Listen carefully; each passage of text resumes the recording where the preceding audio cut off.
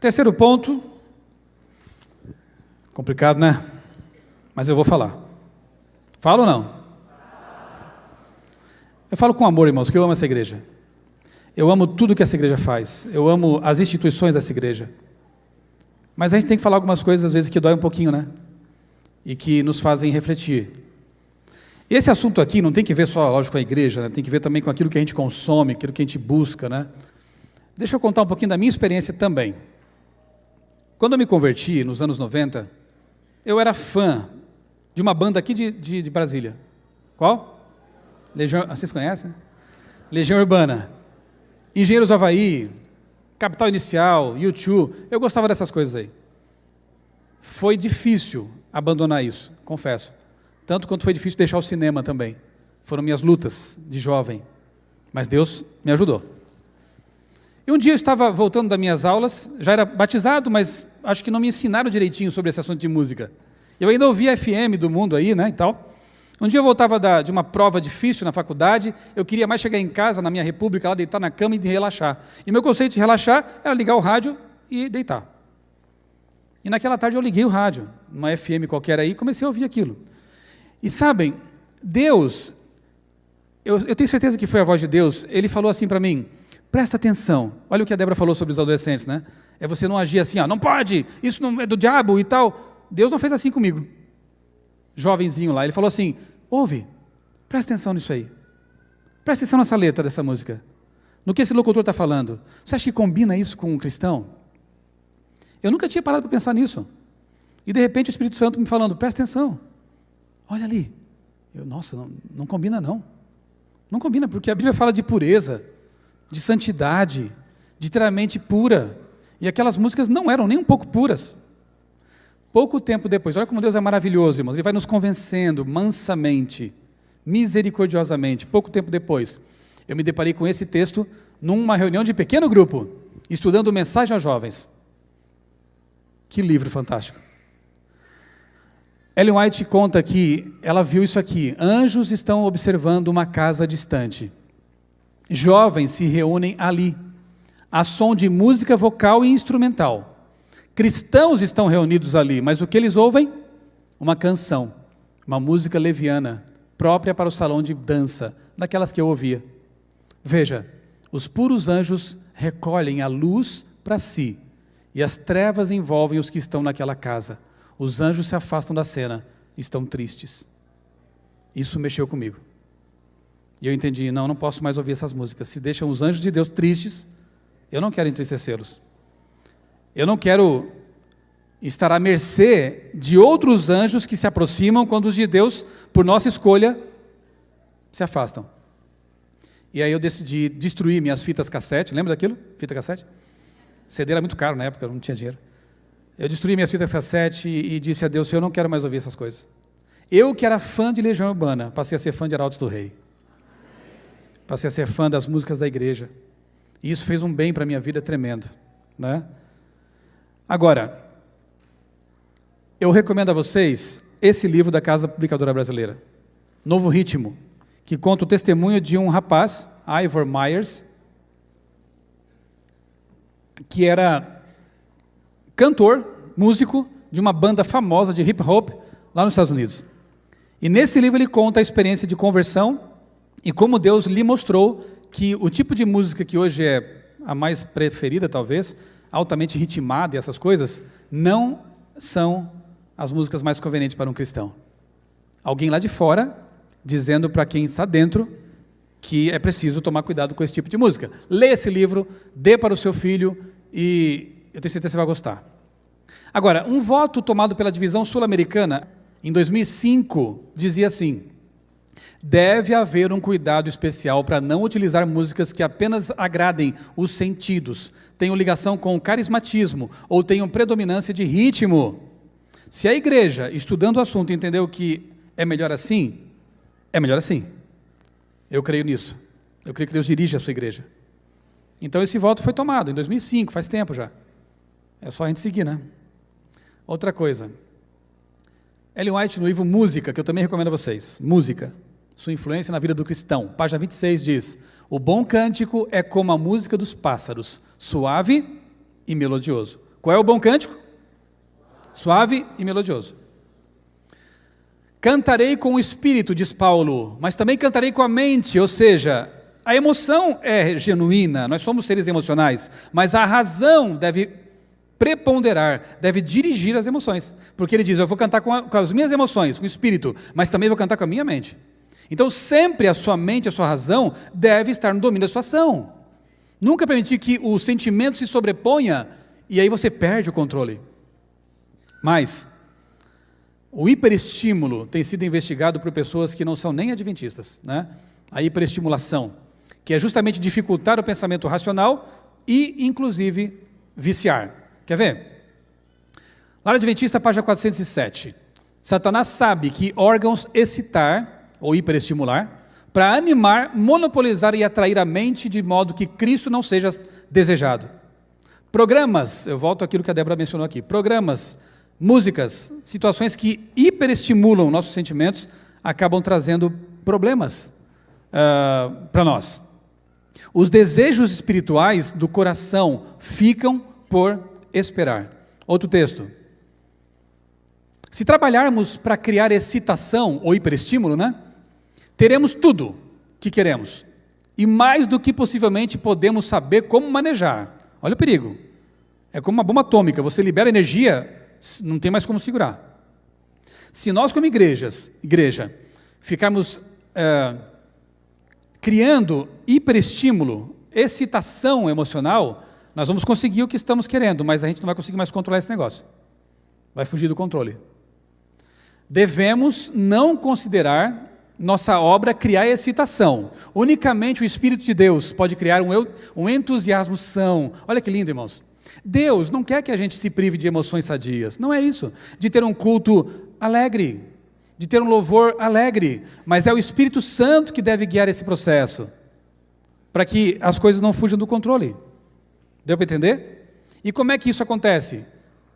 Assim como tem que acontecer com o pregador, por exemplo. Os músicos têm que ser consagrados a Deus. Os que cantam, os que tocam, têm que ser consagrados a Deus e saber muito bem o que estão fazendo. Assim como o pregador se prepara para apresentar uma palestra e um sermão, os nossos músicos têm que se preparar para fazer o que fazem também. Não seguir as tendências, porque elas são perigosas, né? Como parte do culto, o canto é um ato de adoração, tanto quanto a oração. Viu só? Na igreja, louvar é elogiar Deus. Exaltar Deus, porque se exaltar só o ser humano, a gente já sabe que a gente não presta, que a gente não serve, né? Não temos como nos salvar. Então vamos exaltar aquele que pode nos salvar, que nos salva efetivamente, para que a gente saia daqui feliz, porque nós exaltamos as virtudes do Deus que nos salva. Louvor é isso. Não é o cantar forte que é necessário, mas a entonação clara, a pronúncia correta e a expressão vocal distinta. Que o louvor a Deus seja entoado em tons claros e suaves, sem estridências que ofendam o ouvido. E mais uma, a música, quando bem utilizada, é uma grande bênção, mas, quando mal usada, uma terrível maldição. Pedras clamando. É preciso ouvir as pedras? Às vezes é, né? A mente e o cérebro, segredos dos sentidos, publicado na revista Scientific American, edição especial número 12, página 53, uma revista de ciência científica. Norman Weinberger diz que o ritmo repetitivo sincopado e marcado aumenta os níveis de neurotransmissores como a noradrenalina, serotonina e a dopamina, e de adrenalina também, no sistema nervoso central, gerando prazer. A música com esse tipo de ritmo ativa alguns dos mesmos sistemas de recompensa estimulados por comida, sexo e drogas. Música vicia. Esse tipo de música vicia, em que o ritmo, né, é o elemento mais acentuado. Por isso que é tão difícil para a gente que gostava de música desse tipo, de rock e derivados e assemelhados, deixar disso. Porque a dopamina é uma droga natural que Deus nos deu, só que se você colocar coisas indevidas para produzir dopamina, você vicia naquelas coisas. No sexo é a mesma coisa, né? Eu vou falar daqui a pouquinho sobre esse tema também. Se a gente coloca atenção e nossos hábitos em coisas que são ruins, a gente vicia nessas coisas. Mas se a gente colocar em coisas saudáveis, que Deus aprova, a gente vicia nessas coisas. É simples assim. O livre-arbítrio está em escolher aquilo que vai nos dar prazer. A escravidão está naquilo que nos dá prazer. A dopamina, ela escraviza, para o bem ou para o mal. E esse tipo de música, claro que é para o mal, né? Esse aí é um pastor da Assembleia de Deus. Olha o que ele escreveu. Pentecostal. Muitos cristãos do nosso tempo têm usado o adjetivo gospel para santificar atitudes, posturas, comportamentos, condutas e eventos que outrora, antes, estavam relacionados a pessoas que não conhecem o Evangelho. Parte-se da premissa de que o crente tem liberdade para fazer o que quiser, se divertir do jeito que bem entender, mesmo que imite o mundo. E ninguém tem nada a ver com isso. Os líderes e membros das igrejas gospelizadas se conformaram com o mundo. Seus cantores se inspiram em astros mundanos, como declarou há algum tempo o integrante de uma famosa banda gospel. A gente ouve Bob Marley, mas só para se informar. A tônica das mensagens evangelísticas pregadas nessas igrejas é: venha como está e fique como quiser. Ciro Sanches Zibordi, pastor da Assembleia de Deus. Você sabia que Deus não aceita você como você é? Heresia, não. Deus recebe você como você está, para transformar você no que Ele quer, porque é o melhor para você. Agora, aceitar você como você é, para manter você do jeito que você é, você vai ser triste, mais triste do que no mundo. Um pé lá, um pé cá, né? Então Deus não aceita, Deus não pode aceitar o pecado, mas Ele recebe o pecador para transformá-lo num filho de Deus. É isso, simples assim. Sara Shiva. Eu gosto dessa moça. Ela fala umas coisas interessantes. Ela é pastora, não sei se é pentecostal, não sei nem qual é a igreja dela. Ela é filha de Pepeu Gomes e Baby Consuelo, 2 cantores famosíssimos no Brasil, né? Pensa o que Deus fez na vida dessa moça, né? Ela também era cantora, ela conta isso, ela tinha uma vida totalmente desregrada, mundana.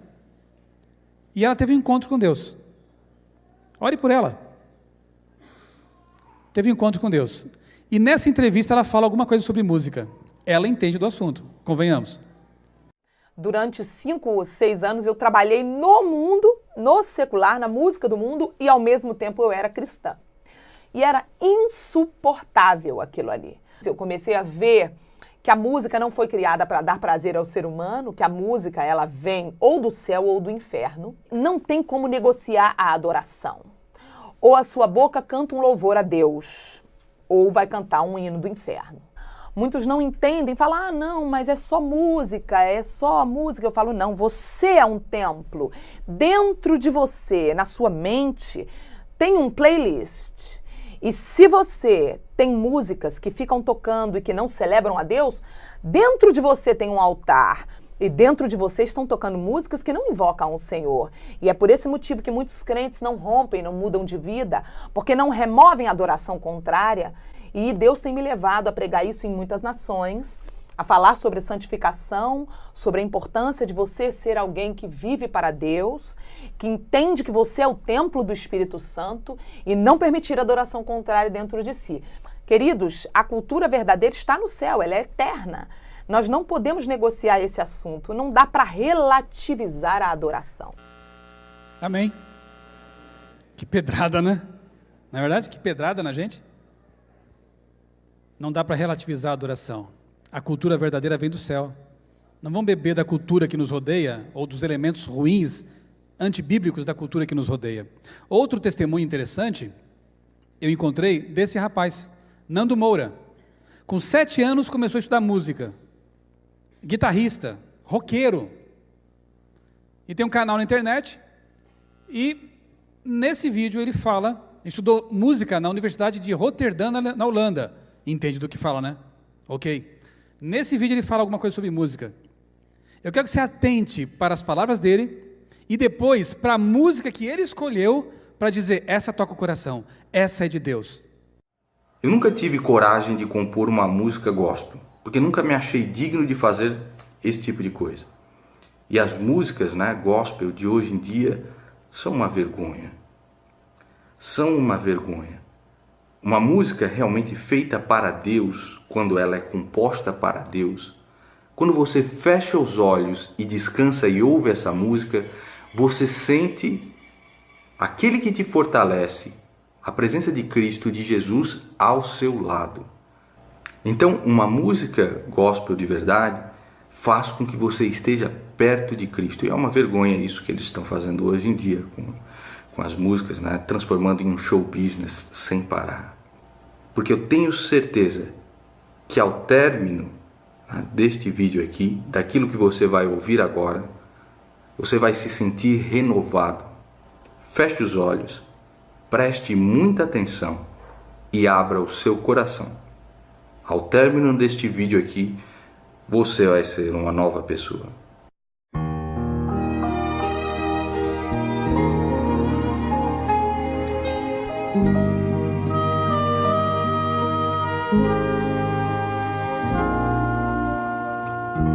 Cada dia posso ver, perceber em seu olhar. Eu tive vontade de chorar. E estou tendo de novo. Quando eu assisti esse vídeo. Até porque essa música é do meu tempo de conversão. Então ela mexe comigo. Né? É do seu também, né, pastor? Mesmo tempo. Mas não só por isso, talvez você possa pensar, mas ele tem uma ligação emocional com essa música, então, não. O que me chamou a atenção foi que mesmo pessoas lá de fora, que a gente chama assim de fora, né? Elas percebem o tipo de música que toca o coração e aproxima de Deus. E a gente tem permitido, às vezes, que certas influências que gente como ele denunciam, entre em nossos arraiais e nos afastem de Deus. Eu disse que ia ser duro falar algumas coisas. E não está sendo fácil. Mas tenho que falar. É o tipo de música que toca o coração. É o tipo de música que aproxima de Deus, porque ela tem uma estrutura, ela tem uma forma de ser feita, né? E não imita padrões que distanciam as pessoas de Deus. Não é para ler isso aqui, mas eu descobri algumas citações terríveis. Sabe onde? Na Bíblia Satânica. Bíblia Satânica, escrita por Anton LaVey, em 1969. Esse cara fundou a Igreja Satânica, só para você ter uma ideia. Ele escreveu: muitas igrejas, com algumas das maiores congregações, têm a mais sensual e animada música, também satanicamente inspirada. Afinal de contas, o diabo sempre teve as melhores melodias. Isso me deixa arrepiado, porque o diabo sabe. Ele era um músico, né? Sabe muito bem como afastar de Deus dentro da igreja de Deus.